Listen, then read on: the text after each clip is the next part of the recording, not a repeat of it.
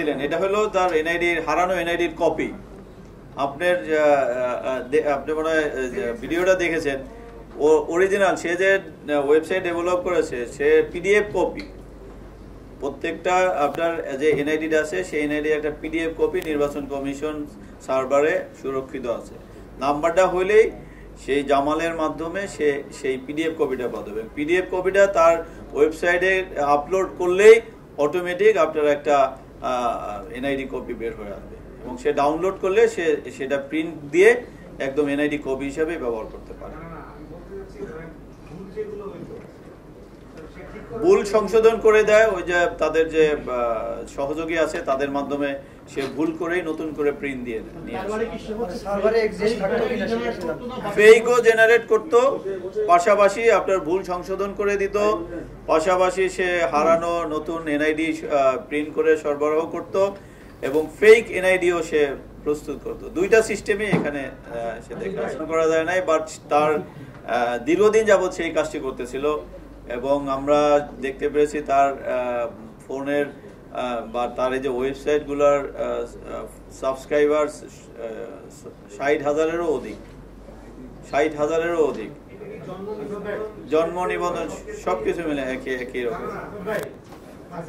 জন্ম নিবন্ধনটা ফেক, জন্ম নিবন্ধনটা পুরোটাই ফেক। করোনা সার্টিফিকেট ফেক, আবার করোনা সার্টিফিকেট অরিজিনাল যেটা সে দিত ওগুলো সংশোধন করে দিত, নতুন ডেট নিয়ে দিত, সেটা তার যে সরকারি যে সাইট আছে সেখান থেকে সে আপনারা জানেন যে ঢুকতে গেলে একটা ওটিপি আসে, সেই ওটিপিটাও হয়তো তার অপর সহযোগীর মাধ্যমে পেত, তাকে আমরা শনাক্ত করার চেষ্টা করতেছি। জি,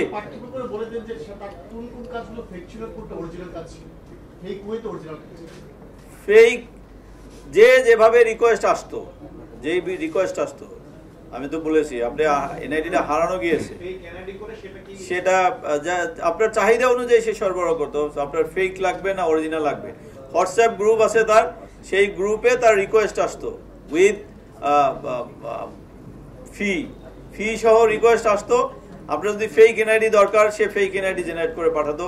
যদি আপনার আসল এনআইডি হারানো গিয়েছে, একটা এনআইডি কপি দরকার, সে এনআইডিটা কিভাবে প্রিন্ট করে সেই সিস্টেমটা আপনারা দেখেছেন, প্রিন্ট করে আপনাকে ডাউনলোড করে আপনার কাছে পাঠিয়ে দিত, প্রিন্ট করে আপনি অ্যাজ ইট ইজ ব্যবহার করতে পারবেন।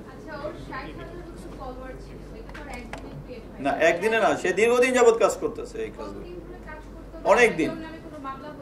না ইতিপূর্বে সে তাকে আইডেন্টিফাই, এখন এই প্রথম তাকে আইডেন্টিফাই করা গিয়েছে। জি দাঁড়ান, জি তো তার ওখানে যে সহযোগী আছে তাদের মাধ্যমেই সে এটা কালেকশন করতো।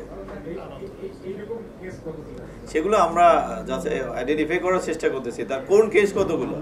যেমন অনেকের আপনার যে ফেক এনআইডি দরকার, তার ওই যে বিভিন্ন কারণেই দরকার, যারা ফেক এমএমএস সার্ভিস ওপেন করে বা যারা প্রতারক চক্র আছে তারাও এরকম ফেক এনআইডি দিয়ে তারা অ্যাকাউন্ট ওপেন করে, সেই ক্ষেত্রে তার ডিমান্ডটা একটু বেশি ছিল। আপনার একটা ডিজিটাল এনআইডি সে প্রস্তুত করে দিন। Thank you.